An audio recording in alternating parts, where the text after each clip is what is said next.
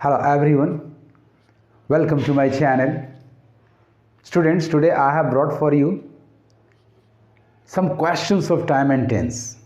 Time के आधार पर हम लोग फटाफट पकड़ेंगे कि ये सेंटेंस किस टेंस में जाएगा, इसकी क्रिया किस टेंस की होगी। तो आइए टॉपिक शुरू करने के पहले इस वीडियो को लाइक कर लें, मेरे चैनल को सब्सक्राइब कर लें और साथ साथ बेल आइकन को भी प्रेस कर लें ताकि आपको लेटेस्ट नोटिफिकेशंस मिलते रहें। टेंस टेंस टेंस ये बराबर आपको परेशान करता है।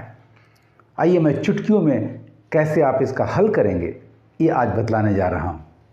फर्स्ट सेंटेंस को देखें, she go to school daily. आपका वर्ब गो ब्रैकेट्स में है। टाइम आपका डेली है, डेली, एवरीडे, ऑलवेज, नेवर, ये सारे adverbs generally present indefinite tense के होते हैं क्योंकि ये एवरीडे एक्टिविटीज़ दिखाते हैं। तो उस आधार पर, डेली के आधार पर प्रेजेंट इंडेफिनिट की क्रिया शी के अनुसार मेन वर्ब नंबर 5 यानी SES वाली क्रिया, तो यहाँ गो का सही रूप गोज होगा। She goes to school daily, she goes to school daily. Next sentence को देखें, ही राइट ब्रैकेट्स में, इसको सोल्व करना आपको। He write a letter now. Now shows the present continuous और सिंपल प्रेजेंट, यानी क्रिया जारी रहना बतलाता है। नाउ के आधार पर आपकी क्रिया राइट प्रेजेंट कंटिन्यूअस टेंस की होगी और ही के अनुसार ईच प्लस ING वर्ब लेंगे तो आपका आंसर हो जाएगा ही each.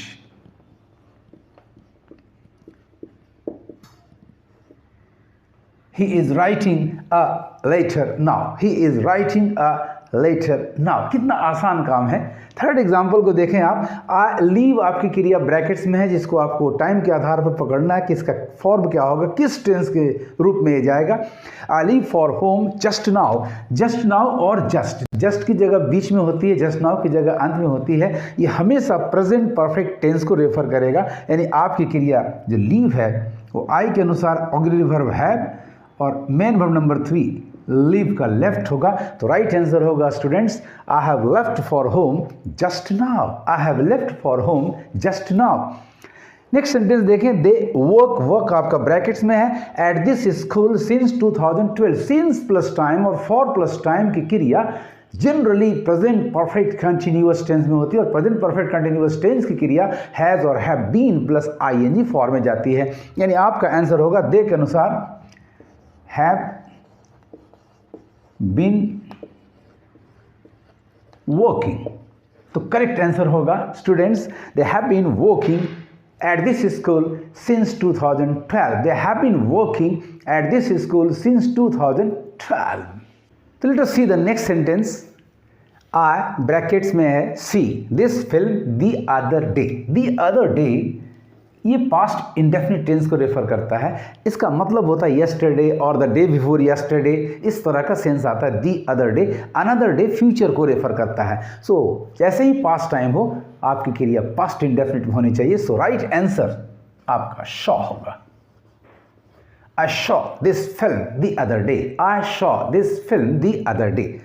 He play with his friends then at that time. Then past continuous tense में जाता है। Now present continuous, then past continuous, hence the answer will be he was playing. He was playing with his friends then. He was playing with his friends then. I say that Mona eat before। Students यहाँ दो words brackets में है, एक से और एक ईट। से आपका रिपोर्टिंग वर्ब है, आई एक कॉमन मैन है। कॉमन मैन की रिपोर्टिंग वर्ब हमेशा पास्ट इंडेफिनिट में होती है। सो हियर ये आपका सेड होगा, आई सेड। एक आंसर आ गया। दैट मोना ईट बिफोर आपका प्रेजेंट परफेक्ट टेंस होता है, बिफोर प्रेजेंट परफेक्ट टेंस देता है, लेकिन इस बात की चर्चा पास्ट रिपोर्टिंग वर्ब सेड से की गई है तो इसका कोरिस्पॉन्डिंग पास्ट हो जाएगा past perfect tense. Hence the answer will be Mona had eaten। the correct sentence will be I said that Mona had eaten before। I said that Mona had eaten before। Next example देखें हम लोग, she walk in the brackets for half an hour. ये for plus time present perfect continuous tense में जाता है, लेकिन यहाँ देखिए रेफरेंस पास्ट है। व्हेन द स्टॉर्म ब्रोक, जब तूफान आया। सो ये चला गया पास्ट इन पास्ट में, यानी प्रेजेंट परफेक्ट कंटिन्यूअस बदल कर हो जाएगा past perfect continuous tense. Hence the answer will be had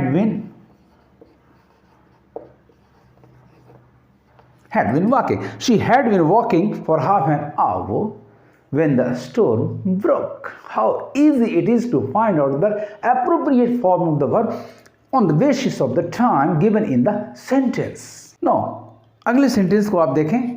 She by brackets में a car next month. The time is that of the future. आने वाला समय है तो आपकी क्रिया फ्यूचर इंडेफिनिट में जाएगी. She will buy.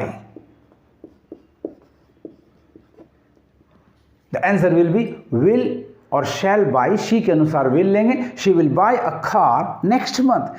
Next one, he go to Patna tomorrow to buy his books. Tomorrow is the future time and the tense will be future indefinite यानी will shall plus main verb one. लेकिन यहाँ to buy his books का मतलब ये अपनी इच्छा से जाएगा. जब भी कोई एक्शन सब्जेक्ट की इच्छा से आने वाले समय में हो तो क्रिया फ्यूचर कंटिन्यूअस टेंस में होती है यानी विल बी और shall be plus ING verb. तो आपका आंसर हो जाएगा he will B.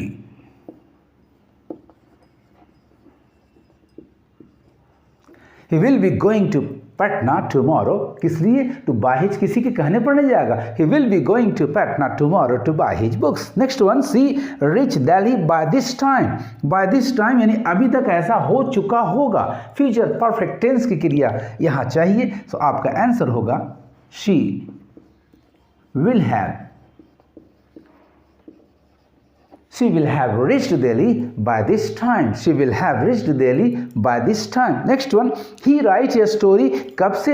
Since tomorrow. अभी शुरू नहीं किया है, कल से शुरू करेगा और ये क्रिया जारी रहेगी. Since plus future time, for plus future time के साथ आने वाली क्रिया future perfect continuous tense की होती है. तो आपका आंसर होगा students he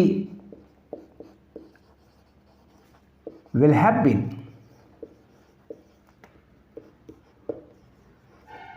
He will have been writing.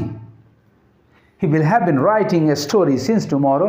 He will have been writing a story since tomorrow. So students, time के आधार पर आप क्रिया के टेंस को बड़ी आसानी से पकड़ सकते. कुछ मिनट्स में ही मैंने आपको 12 टेंसेस का प्रयोग करके दिखा दिया.